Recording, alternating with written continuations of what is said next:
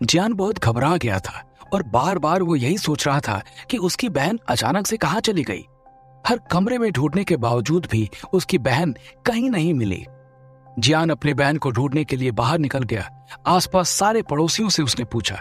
उसे उम्मीद थी कि उसकी बहन शायद किसी पड़ोसी के घर चली गई होगी, लेकिन किसी भी पड़ोसी को पॉलोमी की कोई खबर नहीं थी। जियान थोड़ा परेशान हो गया। वो वापस अपने घर आया और उसने अपनी बहन की डायरी निकाली। उस डायरी में मौजूद पॉलोमी के सभी दोस्तों को उसने एक एक करके फोन किया। फोन करके जियान हर किसी से पूछ रहा था कि कहीं उसकी बहन उनके घर तो नहीं आई, लेकिन किसी को भी पॉलोमी के बारे में कोई खबर नहीं थी। जियान डर गया। उसने अपनी खिड़की से देखा कि बाहर एक आदमी गाड़ी के दरवाजे के पास खड़ा होकर फोन मिला रहा है और उसकी नजर जियान के घर पर है। उसके हाव भाव को देखकर ऐसा लग रहा था कि जैसे मानो जियान के ऊपर कोई नजर रख रहा हो। उसे यकीन होने लगा था कि जरूर उसकी बहन के गायब होने के पीछे ह्यूमनॉइड एजेंसी के लोग ही होंगे। उसे विश्वास नहीं हो रहा था कि वो लोग इतने गिर चुके हैं कि अब उसकी बहन को भी नहीं छोड़ेंगे। उसी वक्त कदमों की आवाज उसके दरवाजे पर आई। जियान को लगने लगा कि ह्यूमनॉइड एजेंसी का ही वो आदमी वहां जो खड़ा था वो अंदर आ गया है।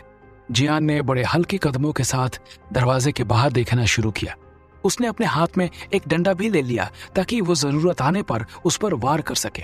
जियान गुस्से में था। उसे लग रहा था कि आज अगर ये बात सच निकली कि उसकी बहन को इन लोगों ने पकड़ लिया है तो वो इन्हें बिल्कुल छोड़ेगा नहीं।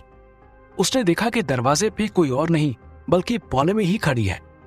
पॉलोमी के हाथ में राखी और मिठाई देखकर जियान ने राहत की सांस ली। जियान को याद आया कि आज तो रक्षाबंधन है और शायद इसीलिए उसकी बहन राखी खरीदने गई थी। जियान को लगने लगा कि वो बेकार ही अपनी बहन की इतनी चिंता कर रहा था। जियान ने अपनी बहन को आवाज लगाई, जियान तुम वापस आ गए।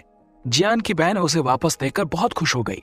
उसने अपने जूते उतारे और बाकी सामान वहीं रख दिया और उसके पास आकर उसे गले लगा लिया। तुम बहुत शैतान हो गए हो। अभी बस कुछ ही दिन हुए हैं और तुम इतनी जल्दी वापस आ गए। मैंने कहा था ना वापस मत आना। तुम मेरी बात मानते क्यों नहीं हो? देखो कितने थके हुए लग रहे हो। अगर तुमसे वो ज्यादा काम करवाते हैं तो रहने दो, वहां बिल्कुल काम मत करो। चलो अपनी नौकरी बदल लेते हैं। जियान की बहन ने उसकी डांट तो लगाई पर अपने भाई के लिए वो बहुत बुरा महसूस कर रही थी। वो साफ साफ देख पा रही थी कि उसके भाई ने कई दिनों से चैन की नींद नहीं ली थी और उसका वजन भी काफी कम हो गया था। जियान ने उसी वक्त अपनी बहन को बोलने से रोका और बदले में उसने कहा, दीदी डांटना तो मुझे चाहिए आपको। आप भला अचानक ये घर छोड़कर कहाँ चली गई? पता है मैं कितना परेशान हो रहा था आपके लिए। भला आपने दरवाजा भी सही से नहीं लगाया था। मैंने आपके सारे दोस्तों को फोन मिलाया और पड़ोसी के घर भी गया, लेकिन किसी को आपका पता ही नहीं था। आप अचानक से ऐसे गायब मत हो जाया करो दीदी, मुझे बहुत चिंता होती है। अरे मेरे छोटू भाई, तू भूल गया आज रक्षाबंधन है और मैं तो ये तेरे लिए स्पेशल वाली राखी और तेरी मनपसंद मिठाई लेने गई थी। ये देख मोतीचूर के लड्डू, तुझे बहुत पसंद है ना? अपने बहन का उसके प्रति प्यार देखकर जियान बहुत भावुक हो गया। उसे अपने बचपन का किस्सा याद आने लगा कि जब उसकी बहन खुद भले ही भूखी रह जाती थी, लेकिन अपने भाई के लिए खाने के साथ साथ एक लड्डू जरूर लाती थी।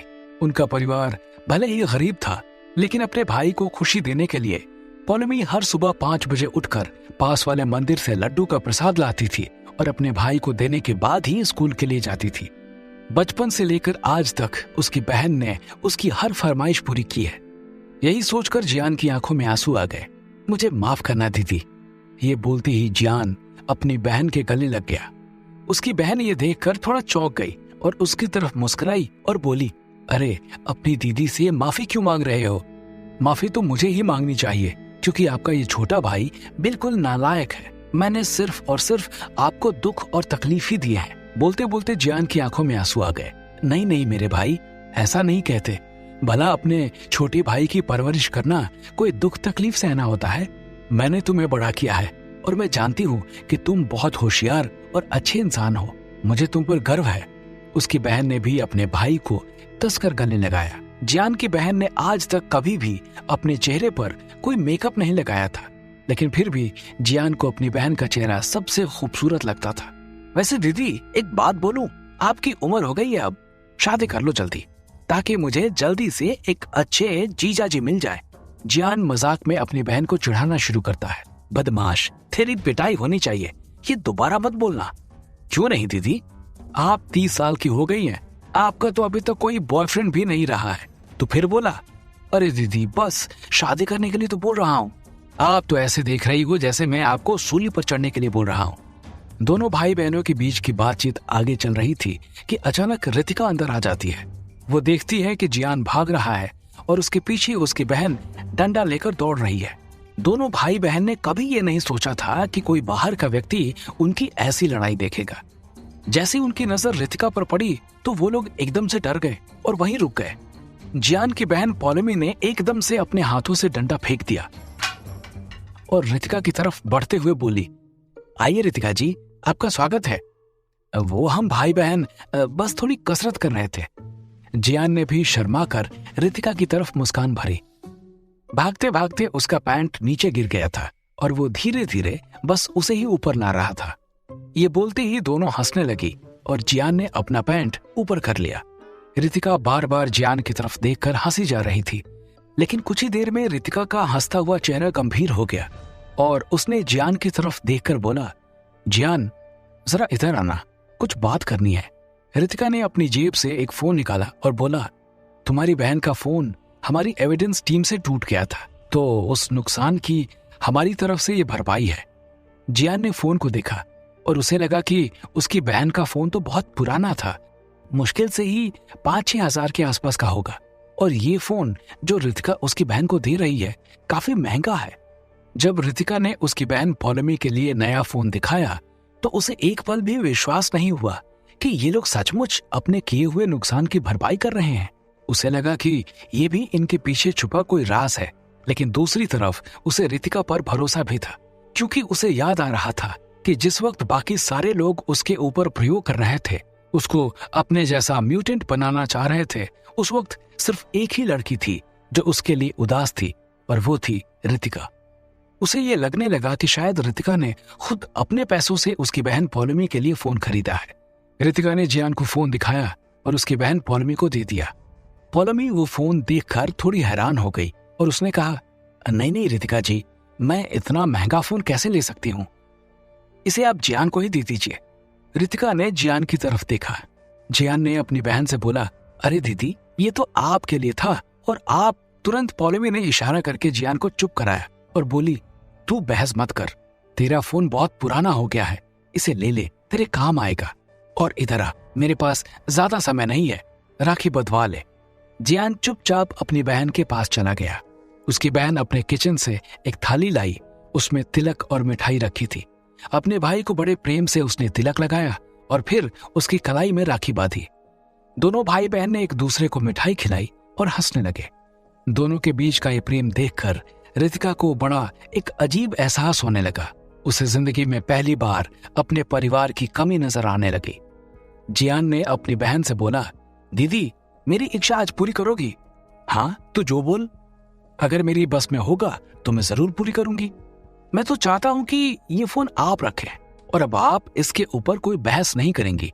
जरा सोचिए कि आपके भाई को कितना बुरा लगता होगा कि आपका फोन टूट गया है। मुझे कभी आपसे बात करनी पड़े या वीडियो कॉल करना पड़े, इसकी मदद से आराम से कर तो सकता हूँ। आप इसे अपने पास रखें, आपको मेरी कसम। जियान ने थोड़ा जिद करके वो फोन अपनी बहन को दे दिया और आखिरकार उसकी बहन को भी इस फोन को अपनाना पड़ा। इन दोनों का प्यार देखकर रितिका ने बोला, सच में आप दोनों का प्यार बहुत पवित्र है। मैंने कभी अपनी जिंदगी में भाई बहन का ऐसा रिश्ता नहीं देखा। खुश होकर पॉलमी ने कहा, क्यों रितिका जी, क्या आपका भाई नहीं है? भले ही सगा ना हो, मगर कोई मुंह बोला तो होगा। ये सुनते ही रितिका के चेहरे के सारे भाव उड़ गए। ऐसा लगा कि किसी ने उसके जले पर नमक छिड़क दिया हो। रितिका को ऐसा परिवार का प्रेम आज तक कभी नहीं मिला था। बिना कुछ बोली ही वो मुड़ गई और अपनी तिरछी नजर से जियान की तरफ देखकर बोली, जियान, जब तुम यहाँ से फ्री हो जाओ तो ऑफिस आ जाना, मैं तुम्हारा इंतजार कर रही हूँ। ये बोलकर रितिका वहां से निकल ही रही थी कि तभी पॉलमी समझ गई कि शायद रितिका को उसकी बात का बुरा लग गया और उसको मनाने के लिए उसने पीछे से आवाज लगाई, रितिका जी, आप इतनी जल्दी क्यों जा रही हैं? आप तो काफी दिनों बाद मेरे घर पर आई हैं। मैं आपको इतनी जल्दी नहीं जाने दूंगी। आप रुक क्यों नहीं जाती यहाँ? क्या आप हमारे साथ खाना खाएंगी? बहन, इसकी कोई जरूरत नहीं। जियान ने अपने सर पर हाथ रखकर बोला। वो घबरा रहा था कि उसकी बहन की वजह से कहीं कुछ गड़बड़ ना हो जाए। उसके सर में चक्कर भी आने शुरू हो गए थे। पॉलमी ने जियान की तरफ घूमते हुए देखा और बोली, क्यों नहीं जरूरत? हमारे घर में कोई मेहमान आता है तो क्या उसको खाने के लिए नहीं पूछते? तुम कब सीखोगे ये सब? रितिका जी, आप आराम से बैठ जाइए, मैं बाहर से कुछ खाने को लाती हूँ। बस यूं गई और यूं आई। पॉलमी जाते जाते जियान की तरफ आंख मार कर गई। उसका इशारा जियान के लिए संकेत था कि इस मौके का पूरा पूरा फायदा उठा ले। लेकिन जियान के मन में चल रहा था कि बहन, तुम मुझे इस शेरनी के सामने अकेला छोड़कर जा रही हो। ये मुझे सहलाएगी नहीं बल्कि कच्चा चबा जाएगी। उसकी बहन के इरादे तो अच्छे थे, लेकिन जियान अब बेचारा करता ही क्या। जियान ने देखा कि रितिका सोफे पर बैठ गई और पास में पड़े अखबार को पढ़ने लगी। उसने रितिका से पूछा, सचमुच क्या आप हमारे यहाँ का खाना खाना चाहती हैं? हमारे परिवार में ज्यादा कुछ अच्छा नहीं बनता, हम तो थोड़ा बहुत रूखा सूखा खाते हैं। कम से कम तुम्हारे पास परिवार तो है जिसके साथ तुम बैठकर साथ खाना खा सकते हो। कई लोग तो ऐसे हैं जिन्हें अपनी सारी जिंदगी अकेले रहना पड़ता है। ये बोलते बोलते रितिका ने अपनी आंखों से आंसू पोंछे। जियान समझ गया कि रितिका अपने परिवार का जिक्र कर रही है। वो एक रुमाल लेकर उसके नजदीक जाने लगा। जियान के हाथों में रुमाल और उसको अपने करीब आते देखकर रितिका ने तुरंत बात को पलटना चाहा और उसने बोला, कैसे भाई हो तुम? तुम्हें अपनी बहन की कोई परवाह भी नहीं है। इतने दिनों से वो घर में बैठी है और तुम हो कि उसके लिए कुछ करते ही नहीं। अब तो श्रीकांत का केस भी खत्म हो गया है, तो तुम उसके लिए कोई नौकरी क्यों नहीं ढूंढते हो? मुझे लगता है कि अब पौलमी को तुम्हारी तरह अपना पिछला काम छोड़कर कुछ और करना चाहिए। अगर तुम कहो तो मैं चीफ से बात कर लेती हूँ, वो तुम्हारी बहन के लिए कुछ अलग काम ढूंढ लेंगे। जियान थोड़ा हैरान हो गया और रितिका को घूर कर देखने लगा और अपने मन मन में ये बोलने लगा कि इस लड़की को ये सब कैसे पता चला? कहीं ह्यूमनॉइड एजेंसी उस पर नजर तो नहीं रख रही है? कहीं उसकी तरह ही ये ह्यूमनॉइड वाले कुछ अलग काम उसकी बहन से करने का तो नहीं सोच रहे हैं? आखिरकार रितिका को पता कैसे चला कि जियान की बहन नौकरी ढूंढ रही थी? क्या सचमुच ह्यूमनॉइड एजेंसी उस पर नजर रख रही थी? जियान हैरान था कि उसके घर की हर खबर ह्यूमनॉइड एजेंसी वालों को कैसे पता चल रही थी। एक पल के लिए तो उसे लगने लगा कि जरूर ही इन लोगों ने उसके शरीर में कोई माइक्रोफोन वगैरह लगा रखा है। तभी जियान की नजर अखबार में छपे एक इश्तिहार पर पड़ी। उस इश्तिहार पर एक पेन से गोला बनाकर मार्क किया गया था। जियान को लगा कि शायद इस इश्तिहार को देखकर रितिका ने अंदाजा लगाया है कि उसकी बहन नौकरी की तलाश कर रही है। जियान ने बोला, अभी कुछ कह नहीं सकते, लेकिन मुश्किल ही लग रहा है। भले ही श्रीकांत का खून किसी और ने किया हो, लेकिन उसकी बहन के रिज्यूमे में ये बात लिखी जाएगी कि वो इससे पहले कहाँ काम कर रही थी। और ज्यादातर लोग इस बात से परेशान हो जाते हैं कि उनका कर्मचारी अपने पिछले काम में ऐसे लोग या ऐसी जगह में मौजूद था जहां पर कोई घटना या वारदात हुई हो।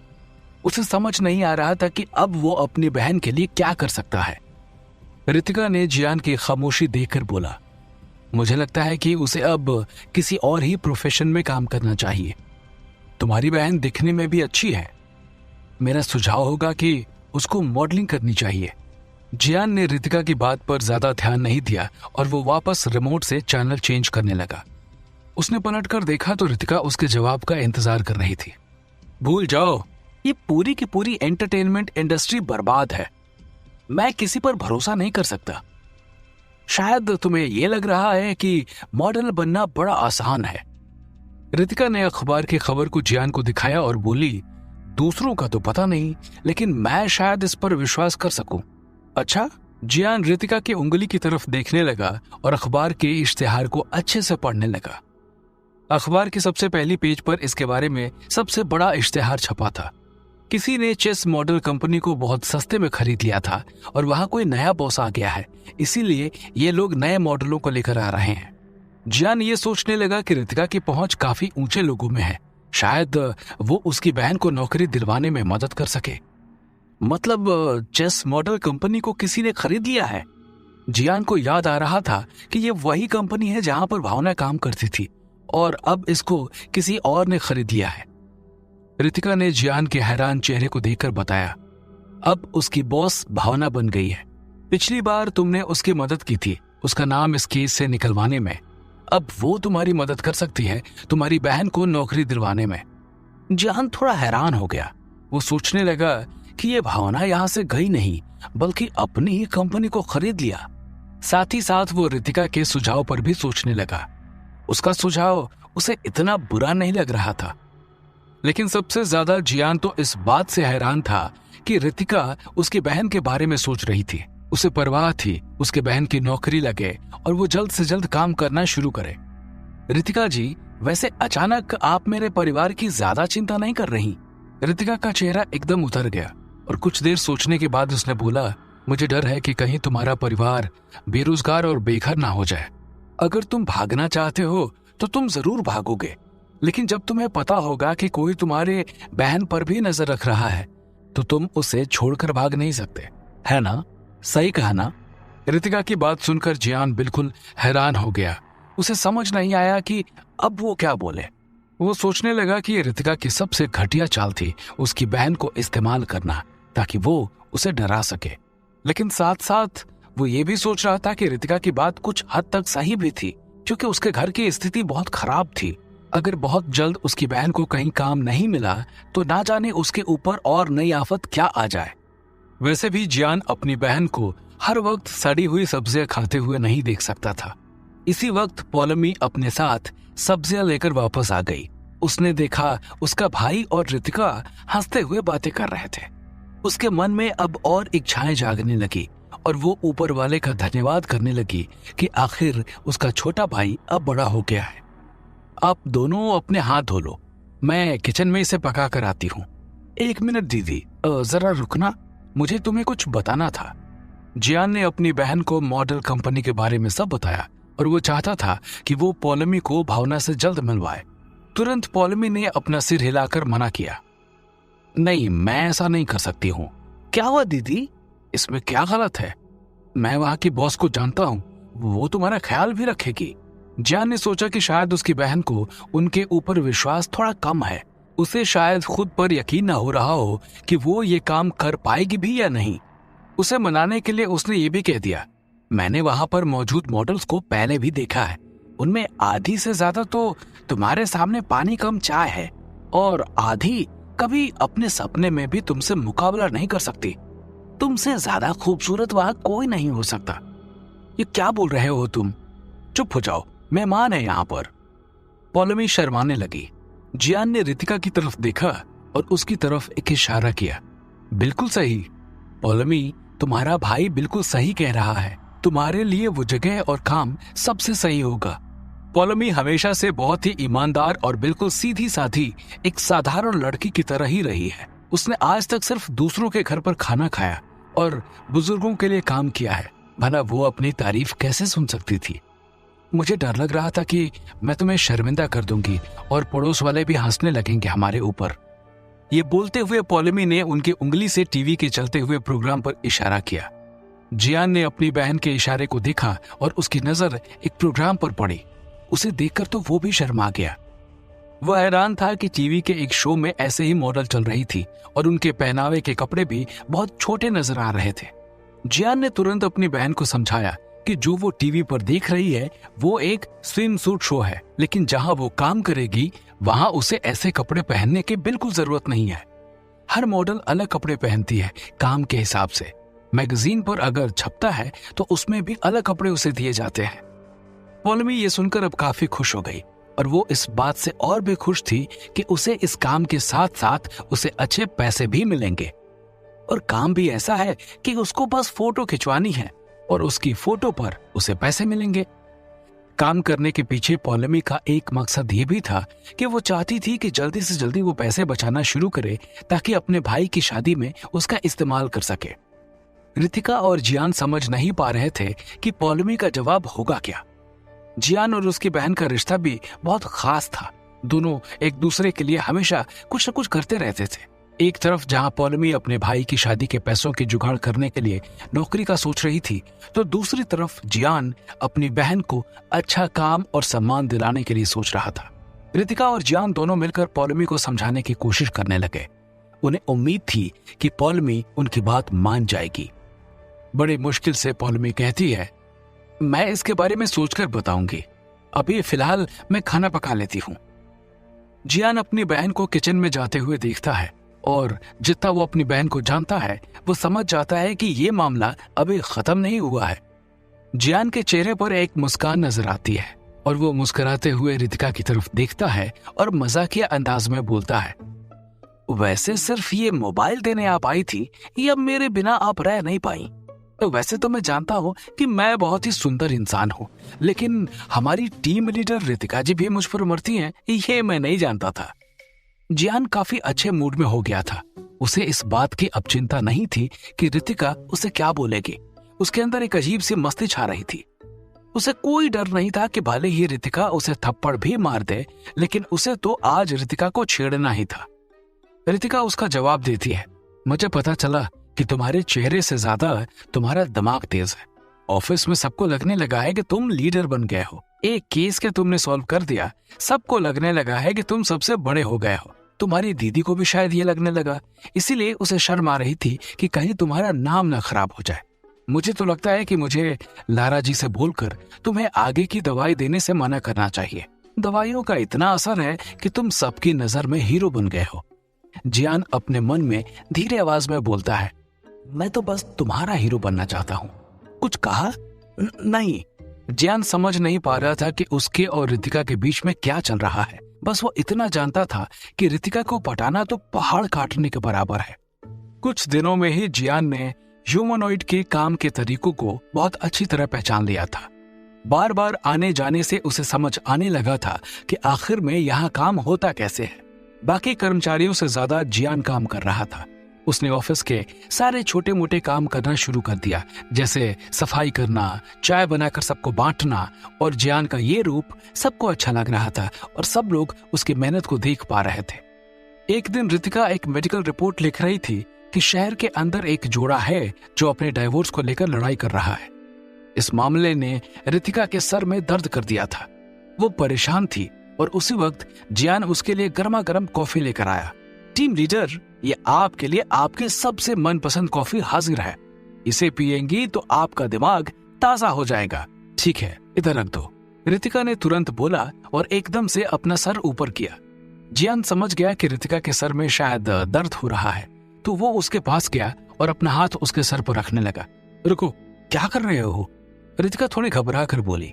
जियान ने रितिका की तरफ आश्चर्य से देखा और मन में बोलने लगा कि इस लड़के की दिक्कत क्या है? क्या ये उस पर बिल्कुल भी भरोसा नहीं करती है? उसने सबके साथ इतना अच्छा व्यवहार किया, सबके लिए कुछ न कुछ काम करता रहा, और फिर भी आज इस लड़की को उस पर बिल्कुल भी भरोसा नहीं है। ये सब सोचने के बावजूद भी जियान के चेहरे पर एक मुस्कान आई और उसने बोला, मुझे लगा आपके सर में दर्द हो रहा है, इसीलिए मदद के लिए आ रहा था। जैसे आपने मेरी मदद की उस दिन, आपको याद है जब आपने बोला था मेरी दीदी को उस मॉडल की नौकरी के लिए आवेदन करना चाहिए? मैं बताने वाला था कि मैंने कल ही भावना को फोन मिलाया और वो मान गई। उसी के लिए मुझे जाना था आज।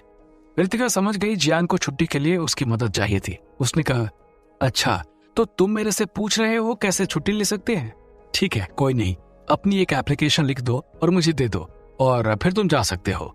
रितिका कागज निकालकर जियान को दे रही थी कि जियान उस कागज को वापस रखने के लिए अपना हाथ बढ़ाया और रितिका से बोला, नहीं टीम लीडर, आप तो जानती हैं कि चीफ हमेशा मुझे घूरते रहते हैं।